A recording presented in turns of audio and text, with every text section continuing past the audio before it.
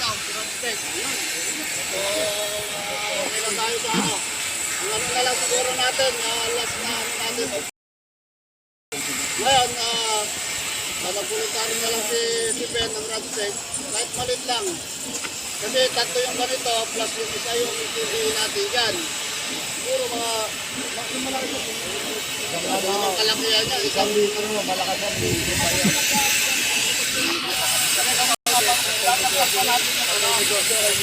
Magpapaano pa tayo ng assembly point? Papalaki ako ng emergency assembly point.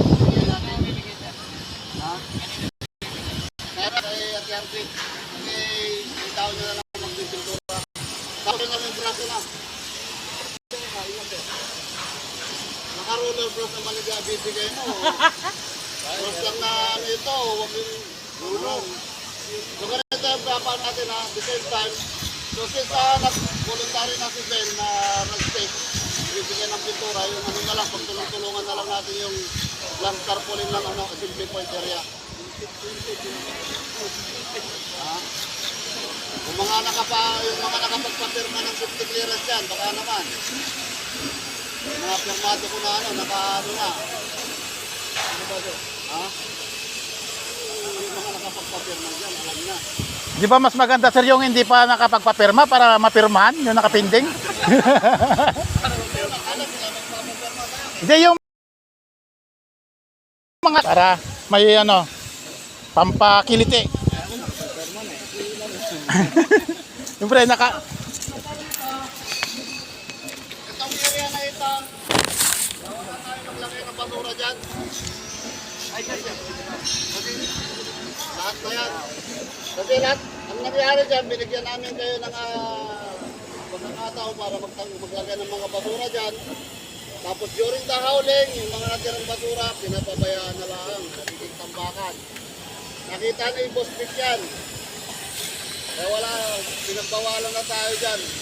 Bibigyan namin kayo ng pagkakataon, kasi binababoy naman natin, hindi naman lahat. So lahat, damay. Ididiretso na lang sa truck sir? Pagka Ano na lang siguro. Pag magpapababa kayo siguro, kung hindi kayo magano, doon na lang sa likod. Ganun na lang mangyayari. Kasi napakasagwa naman dito sa harapan pa lang natin, napakarumi na. Kahit dito, pinalinis ko na rin yan. So wala nang magpapalaki ng mga basura dyan. Yung tao ko na lang pinalinis ko dyan. Although hindi sa amin galing yung basura na yan, para maano kayo na hindi na tayo pwede magpalaki ng mga basura dyan.